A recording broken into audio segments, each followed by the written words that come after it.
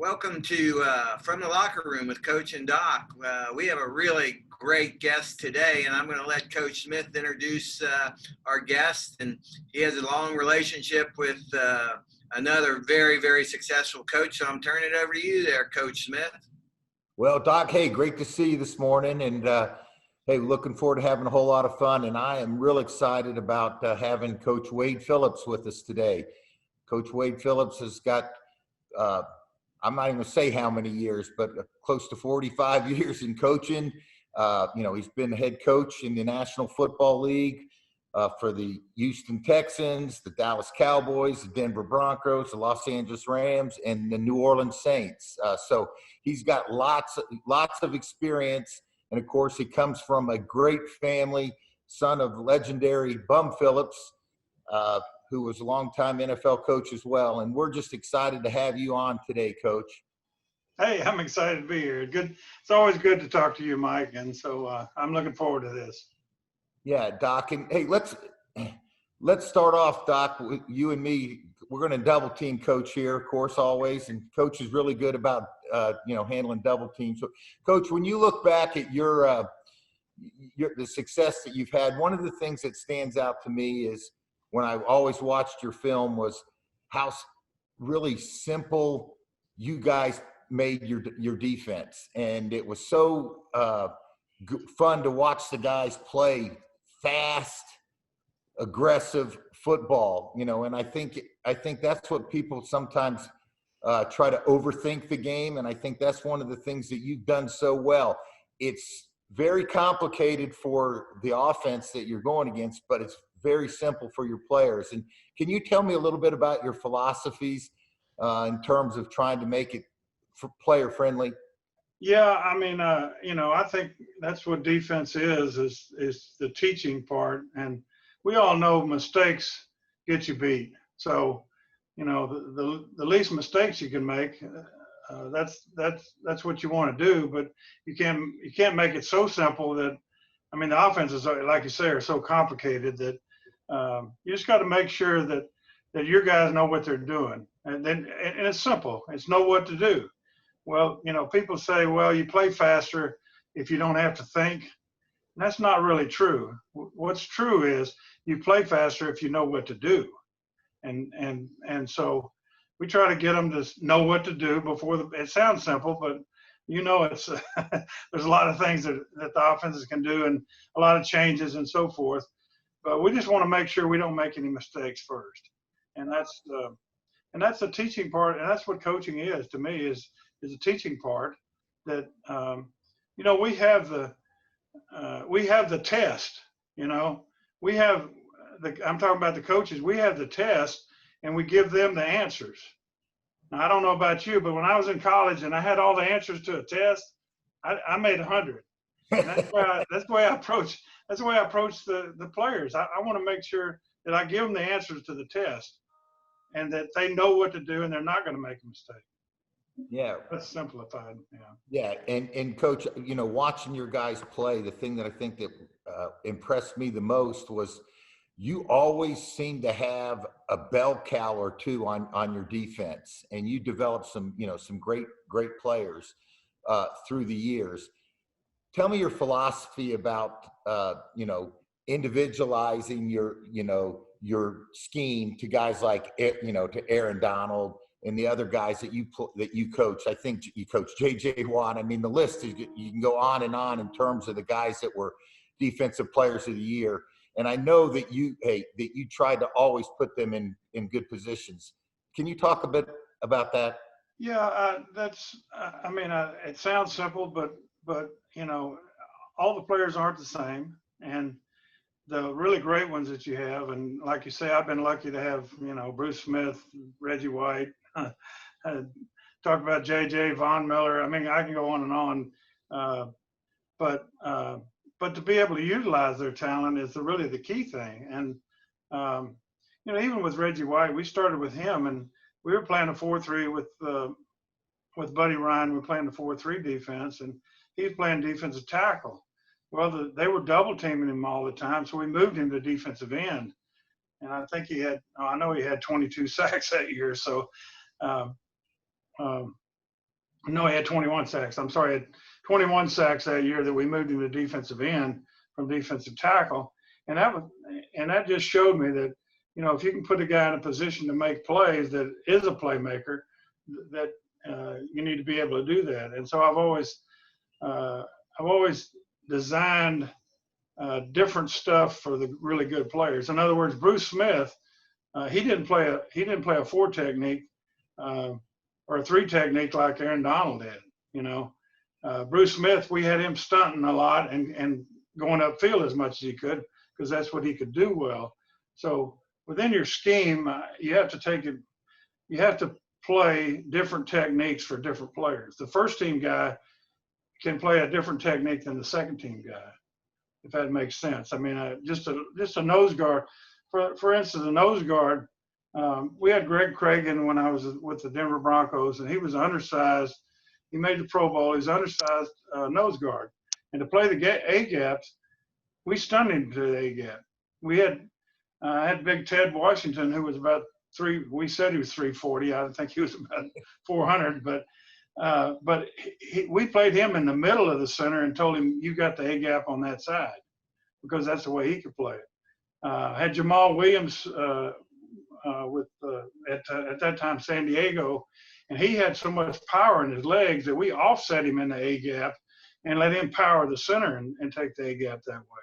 So it's all to me, you teach what the player, and I've had guys that weren't very good that I told them to hold on the center and don't let them get to the backers, you know, scoop block to the backers. So so you teach each player as to what his strengths are and try to utilize that or their weaknesses, take into consideration their weaknesses and try to utilize that. And instead of just cookie cutter, everybody has to do this way. You take this step, you do this. Some of them don't do it as well as others. Yeah, the guys I had that could stunt, Elvin Bethea, who's in the Hall of Fame, when I first started, he led the team in tackles. He played defensive end in a 3-4, but he could stunt. I mean, he was as quick as anybody, and he could lateral step amazingly. And so he could get away from the blockers, and if the ball was going away from him, he made the tackle. So that's when I learned too that, hey, you know, utilize what they can do. Now the guy behind him couldn't do that, and we didn't do that with him. So that's a little bit of different philosophy than most people have, I think. I'm trying to get people to think the other way a little bit. And then, you know, if you get a great outside rusher, you obviously want them to go up like Von Miller. You want them to go up the field every snap as quick as they can. Rather than, you know, a lot of people play certain techniques on certain things, but with him, he could react back even if it wasn't in the right position to be able to make plays. But the thing he could do was rush the passer, and anytime it was a play action or a pass, he would have to jump on him. Yeah, go ahead, Doc. You know, Coach, that was really interesting. You know, I think what you know, one of the takeaways from that is, you know, you put everybody in a position to be successful. And I think that's what, you know, every good coach, every good leader does. You know, they focus on what they can do and try to mitigate the things that they can't do, but really kind of capitalize on the things that they can do.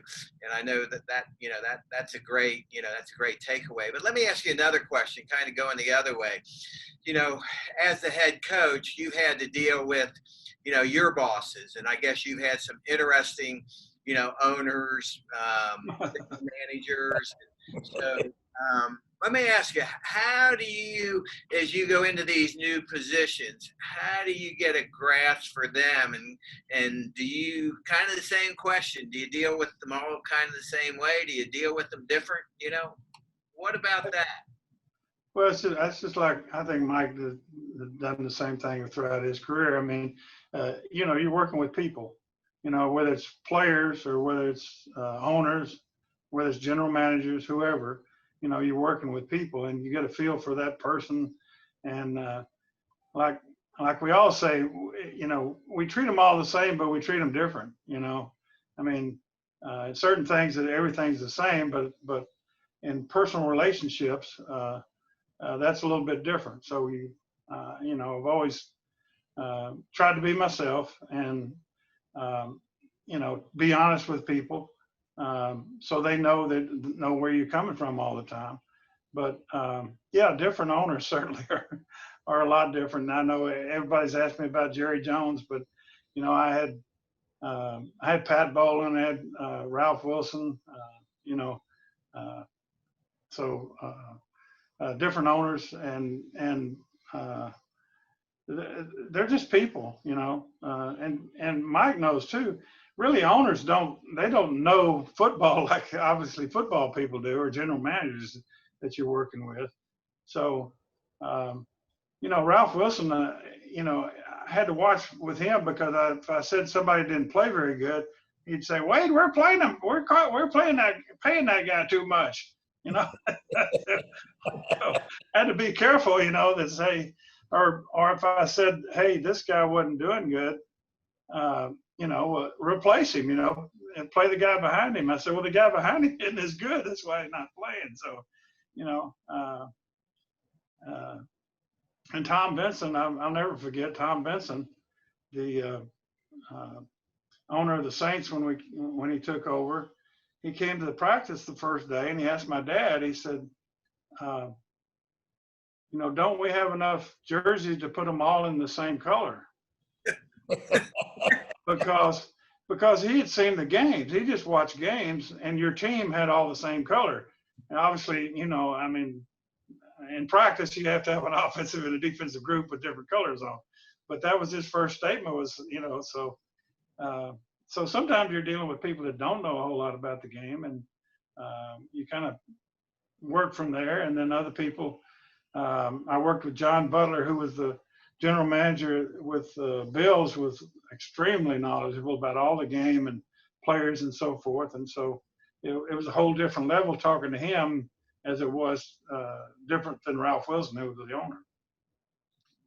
That's pretty interesting. I guess that's always a challenge for you. Of course, I know your dad had to be a big influence on, you and your career. And, he certainly was, a tremendous coach and really kind of had a real charm and character to him. But is there anybody else out there besides your dad that, in your family that was somebody who was really significant and really helped you form your philosophies and the way you coached and dealt with people? I think it was obviously mostly with him because, I was around him, growing up. And actually, he coached me in high school. He was my high school coach. He was my college coach. He coached me a couple of years at the University of Houston when I went to school there. And then I coached for him for 10 years. So, he had to be the overwhelming influence. But being around him was being around a lot of coaches. You absorb things. So he was around a lot of coaches that, they talk football. And so I got to sit in the corner and listen. And, and those days they're on the chalkboard, and everybody was arguing about things. And so I got to listen that way. But it was really the exposure from being around my dad, not just him. And the great thing about him now was, we, as young coaches, I was coaching with him in college at Oklahoma State, and I was a young coach, 22 or whatever, and another friend of mine was coaching too, and we were arguing about things, how you do this, how you do that, and then he would come in and he'd look at it and he'd say, "Hey," he said, I said, "Dad, what do you think about this?" And he said, "Well, I've done it this way, this way, and this way is the best because," and then he'd go through the whole thing. So we didn't have to argue about it anymore. We we knew the way to do it, but we didn't have to go through all those arguments. So, but that was the great influence he had on me was the learning part, or somebody that he was coaching with, or somebody he was talking to that it was a clinic all the time, I guess.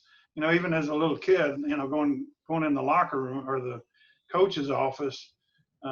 When he was coaching in high school and I was in the first grade, and it was a coaching clinic all the time. They were talking football, and so you absorb some of it. Even I did. Yeah, Wade, you've got a son that's been very, very successful coach as well. So we're looking at Wesley, who's a third generation Phillips that's coached in the NFL. Uh, what what advice did you give to Wesley when he was wanting to get into coaching? I'm sure your dad passed some on to you. Was it the same message, or was it a different message? Yeah, it was the same message again, that really, that if, and you know this, Mike, if there's something else that you want to do or you might want to do, then you don't need to get into coaching. Coaching has got to be because of the time it takes and the commitment it takes. You got to love it. You got to love what you're doing, and you really don't want to do anything else. And that's what I told him. I said, hey, if you love football so much that you don't want to do anything else, you're not thinking about doing anything else, then you ought to go into coaching. But if there's anything else that you are interested in or want to do, then you shouldn't be a coach. Oh gosh, Coach, that's some great wisdom, because of the commitment that we have to make as as coaches or as athletic directors, people And that are family life too, because you know, and I knew it growing up as a coach's son, and of course my son knew it too. But you take away from your family life too, and that's an important thing that you've got to consider. And so that's an important part of it too. Got to have a great wife. yes, I think anybody that's in coaching and education, all those things are going to be a major factor in the success that we have. I think there's no doubt about it. As you look back though, Wade, in terms of the interaction and all that, you've had the experience of being a head coach for many, many years, a coordinator, a position coach. If you were talking to a young coach about his first head coaching job, what would be the two things that you would tell him are the most important things about becoming a head coach? Yeah, I think I've been a head coach, counting interim 6 times. So I think that's the record. I don't think anybody will come close to that, but I've also been fired 6 times. So, so, and like my dad said, there's 2 kinds of coaches: ones that have been fired and ones that are going to be fired. So, but as far as first of all, I think you got to be yourself. I mean, I think you've got to be the kind of person that you are, whether you're outgoing or you're introverted or whatever you are. You've got to be who you are. And I think the second thing is honesty. I think you just got to be honest about everything, so everybody knows you're a straight shooter and you're sincere, and maybe sincerity too, that you that you have that sincerity, that they can count on what you say is what you mean.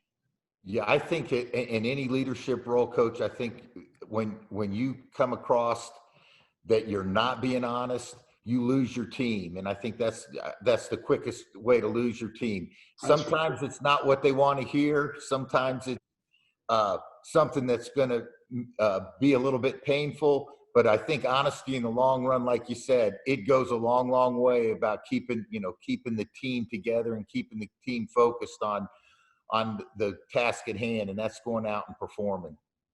Yeah, they can count on you. And I mean, just tell them they're doing a great job all the time, when they're not, and letting them know that they can do things a little better, a little harder, or not doing the things that you're trying to get done as a team is important. Let me ask you a question, because I hear this all the time, and I just wanted to get both y'all's thoughts on this.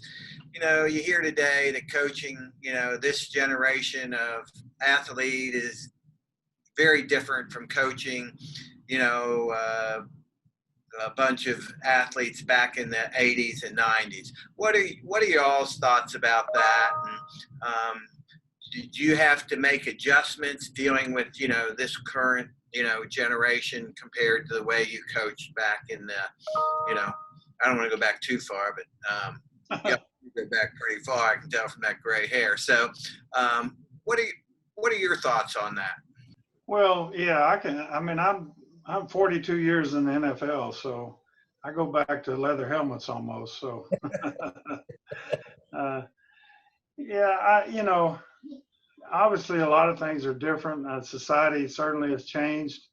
Uh, I don't know that the fundamental people have changed fundamentally. I think, the music's changed, the society's changed, the cell phone, we're a cell phone, everybody has to put their cell phone up now to have a meeting, those kind of things. But I think the football player hasn't changed that much in that he wants to do well. He wants to do well. He wants, before the game, it's exactly the same. I mean, when I was coaching in high school, it's the same. Before the game, everybody's excited about playing the game. They're not, and pro football players, they're not worried about their money or anything else. They're excited about playing the football game that they're going to play, and they want to do as well as they can. So that part hadn't changed.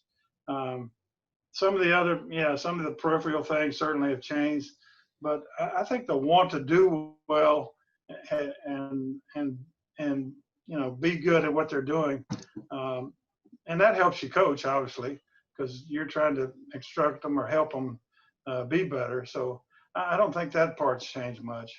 Yeah, and I agree. It hasn't changed a whole lot. And at the core, when you get in those meeting rooms, it's, everybody wants to do better. And I think one of the things that you maybe has changed a little bit is that players have to continue to realize that we're trying to do everything in our power as coaches to make them better. And sometimes I think that over the last 10 years, in my career anyways, it kind of changed a little bit in terms of, I don't know that they always felt that. And I think that's probably one of the things that changed a little bit. And I don't know if it's because there's so many more outside influences and the individuality of it, but I think at the core, it really hasn't changed, Doc. I think but I think we have, we have issues with cell phones, like Wade said, with you got issues with cell phones. These guys will be in the locker room sitting right next to each other, and instead of talking to one another, they're texting to each other. But I have it happen in my home sometimes. My daughter will text me from upstairs instead of coming down and wanting to talk to me. So I think it's more of a societal thing. But I think as a coach, we all have to be able to improvise and adjust, because there's so many things that go on. And I think that's the one thing, you have to have a plan, but that plan changes every day and every minute, because your team changes or your opponent changes. And I think that's the thing, that there's more flexibility in the game right now in terms of what you've got to do as a coach. Would you agree with that, Wade? Yes, I do. And that's why we've always tried to tell them why. At one point, and that was way back, whatever the coach said, that was it. I mean, that's correct. Everybody knows it. And then they started questioning, well, why are we doing this? And some coaches took offense to that, but maybe I was one of them that wanted to know why when I was playing. But so we gave them a reason. I mean, you're still selling to the players what you're doing and why you're doing it. And I think the why part, why we play this technique this way, why we're telling you to play it this way and somebody else to play it different, and at least in my philosophy. So letting them know why. And then, of course, the overall why is because we want to be able to win. But they want to know why, and we try to tell them, why we're doing it this way or why we're doing it that way. Yeah, and Doc, I think that's a great takeaway from our conversation today. Is as a young coach or an experienced coach, don't forget the players need to know why you're doing it. And Wade, it's great that you said, hey, at first you were you kind of taken aback why they were asking the why, but I think this guys that we work with, they really want to know that. And, that's changed. We don't just say, hey, do this, and we will expect you to do it. We want them to ask the why. Sometimes it helps us as coaches when you have to explain it, and maybe you've come out for a better way. And then I think the other takeaway that from talking with Coach Wade is you can't have every player play the same technique. I think that part of it is why you've been so successful, is that you've gone and played to the strengths of your individual players, Coach. And that's why you've had so many great players that have gone on to Pro Bowls, Hall of Famers, because you individualize the techniques that they're going to be able to perform and make sure that they play at the best. And in turn, that lets your player know that you have their best interest. And when they know that, they're going to play hard for you, Wade. And that's one thing I've always been impressed with watching any coach that you've ever coached, any team you've ever coached. They play hard. And, you get them playing hard. And there's different ways to do that. And what do you think is the way that you instilled that in your teams, is to go out and play hard? How did you do that, Coach? Yeah, when I first started in the league, I'd been coaching in high school and college, and I went to Houston Oilers, and so I was going to coach linebackers, and they had a linebacker there named Robert Brazil, who just went in the Hall of Fame a couple of years ago, 2 years ago, I think. I just saw him yesterday, but anyway, I watched the film on, and it was film in those days. I watched the film on, who I was going to coach, and I watched the film, and I'd never seen anybody, and I'd coached high school. I thought I knew football and players and so forth. I'd never seen anybody play as hard as Robert Brazil played. I mean, I couldn't believe it. In fact, I got the job, and I watched the film, and then I was in Houston, and so I found out where Robert lived, and I went over to Robert's house, and I said, Robert, I've never seen anybody. I mean, every play, it seemed like every play, he was either making the play or he was around the ball. I mean, more than anybody I'd ever seen. I mean, quite a bit more than anybody I'd ever seen. He was playing at a different level than I thought anybody could play. And so I went to him and I said, Robert, how do you do that? I mean, I've never seen a guy play like that. And you know what he said? He looked me right in the eye. And you know what he said? He said, Coach, I practiced that. And then I went, what? You can practice playing harder, getting and he went through what I call a mental barrier. If it looked like somebody was going to make the play, like three guys are going to make the play, he never slowed down. And if all three of them missed a tackle, he made it. He was relentless. He was relentless every play, no matter what. And then I thought, if I can get other guys to have that mentality, they may not be as talented as Robert, but they're going to play better. They're going to play harder. And for a while, I used Robert as an example. I said, all right, everybody, you guys see how Robert plays? Well, you need to play that way, And so, and then we started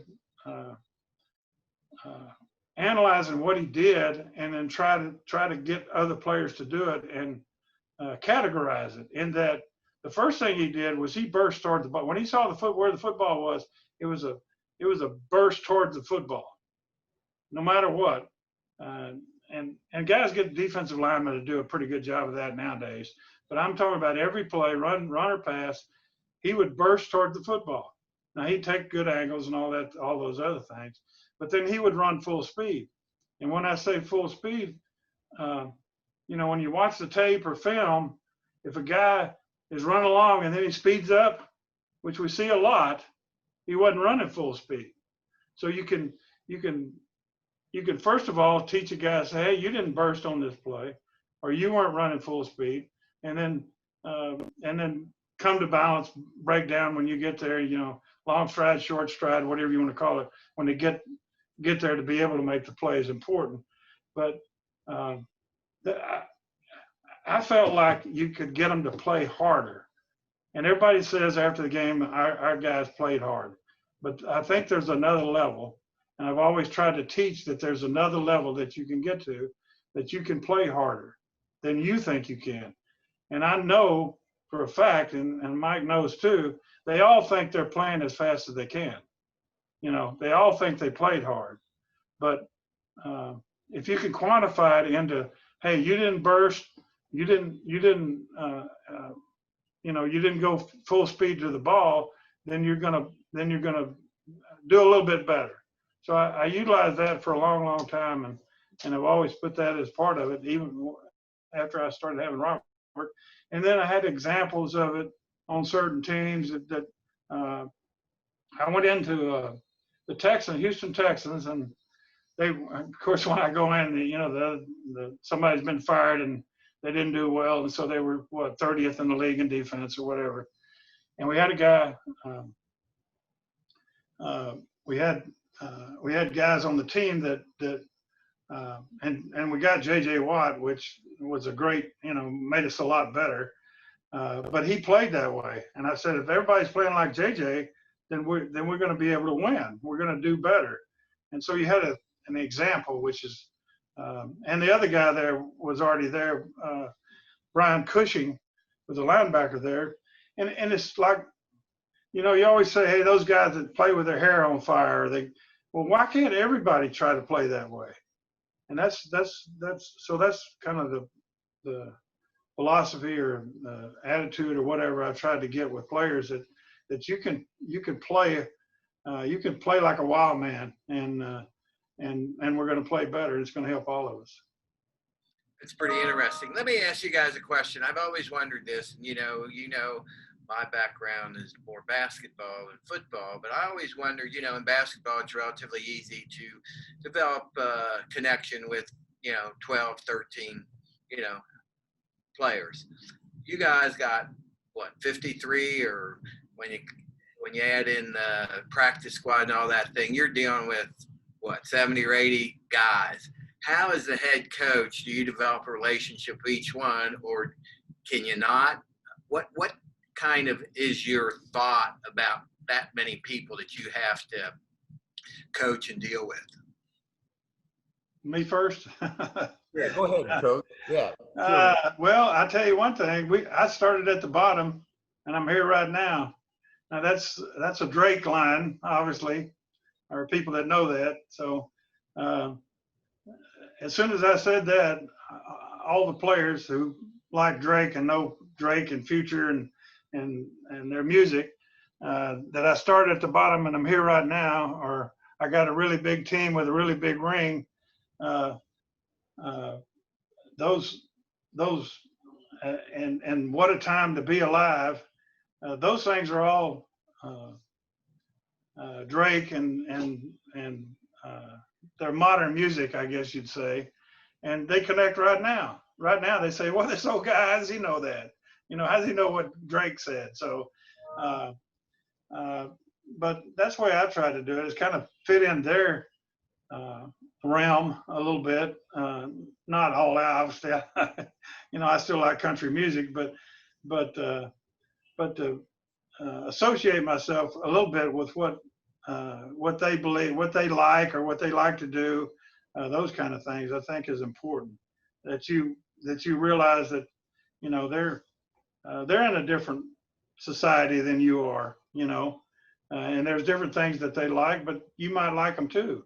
And when they realize that, they realize you're a regular person, and then therefore you're not, because we don't, as coaches, you don't want to be their friend, but you don't want to be so above them that you don't relate. So I think relationships are key. Yeah, Doc, and I think the relationship is the most important thing. When I got to Atlanta, and Wade has been in Atlanta, so he knows the building and all that. And I'll use, my whole thing as the head coach was I wanted to try to connect with as many people as I could. X's and O's are overrated. I really believe that. I think when you get at a certain level, it's not the X's and O's, it's the Jimmys and Joes that are going to be the ones that are going to go out and play, and you have to have relationships with those guys. And I walked around that building, and tried to make it free flowing. I made all of our coaches go through the locker room, on the way to the cafeteria. They couldn't try to avoid going through. I wanted them, me and guys to interact with guys, not in a football setting. Be able to talk, they're playing cards. Shoot, I'd sit down and play cards with them. I might lose a couple bucks, but I'd play cards and move on, play a couple hands. That happens in NFL locker rooms. It happens in college locker rooms. So I think trying to connect with those guys is a little bit more difficult with 53 because it takes away from your, some of the other things that you have to do. But again, I think those connections are the things that are going to make your team stronger when you face adversity. And it can't just be the head coach. It's got to be all the other coaches buying into it as well. I think I mentioned one other time, I asked the assistant coaches to eat with players in the cafeteria. You can get so much information and you can have a great conversation over a meal. We've been doing it for thousands and thousands of years as human beings. And so I didn't want a table where the coaches were in on one table and the players were in another. It was our, dining room. We could go and sit up and pull up a chair and have a conversation. And I think you gotta, as a coach, you've got to do that. You've got to make a conscious effort to try to connect with as many guys on your team as possible. I really heartily agree with that. I mean, that's what I've always done is walk through the locker room. It seems funny, but after a hard practice, and you go through there and you make connections, like you say, and you've been driving them hard, but they know you're a human being. They know you care about them. How you feeling, or are you okay today, or those kind of things go a long, long ways. I think people don't realize that, or some coaches don't realize that, that you may, like I say, drive them hard or push them hard that day, and but then go in there and pat them on the back a little bit and say, hey, that was a heck of an effort. It goes a long, long way with your team, with your players, with your connections, and to me, it's just part of being working with people. And you like those people. That's another part of it too, and they know you like them. Because some coaches are way back for sure. All the players thought the coaches hated them,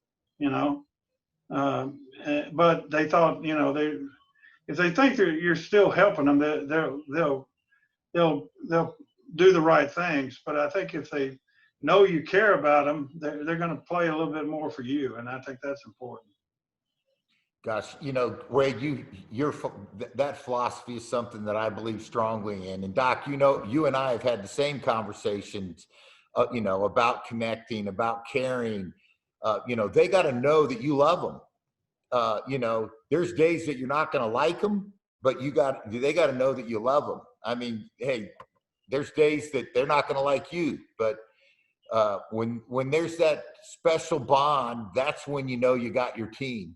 And Coach Wade, I know watching you through the years, it's been a pleasure to watch how you coach, and your demeanor doesn't change.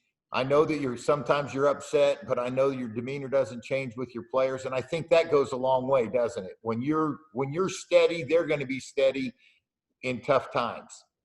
Yeah, I think especially in ball games, I learned that early. When I was a lot younger, I mean, I wanted to holler at the referees because they didn't call the right call, and what I found out was it took away from what I was trying to do was make sure I got the right call, think about the next play, not worry about things I couldn't do anything about, worry about the calls that we're going to have, and talking to the players on the sideline about how we can improve this the next series, or what we're looking for, and all those things.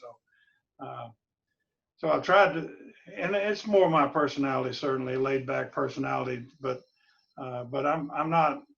I did when I was younger. I would holler at the referees and tell them they didn't know what they were doing, and then I wasn't ready for the next play, and that's not a great example. So I think just being steady, being something they can count on, that you're gonna, and people say, well, you're not emotional, but you are inside, you know, and you know, and you still get excited like everybody, or you get, you don't want them to get, you get down too, and you don't want that to come across either. You don't want that to say, hey, boy, you know, everything we're calling is not working, you know, and so it's got to be a positive, steady attitude, I think, especially on the sideline during the game. Well, Doc, I think it's about time we start winding this up. So tell me one of your takeaways from today's from our talk. I've had quite a few. I think, you know, this last one that, you know, Coach kind of alluded to, you know, worry about things you can control. Don't worry about the things you can't control. You know, I think that's really a pretty valuable kernel of wisdom for any coach or any leader. You know, we can worry about a whole lot of things that we can't influence. So worry about the things you can control and try to deal with those.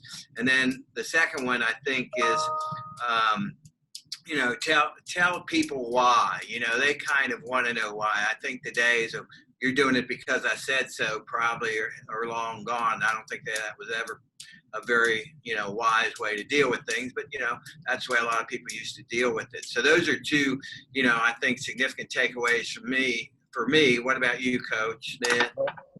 Yeah, Doc, you know, that why really, you know, goes home with me as well. I think that's super important that we know our players want to know the why. I agree with that wholeheartedly.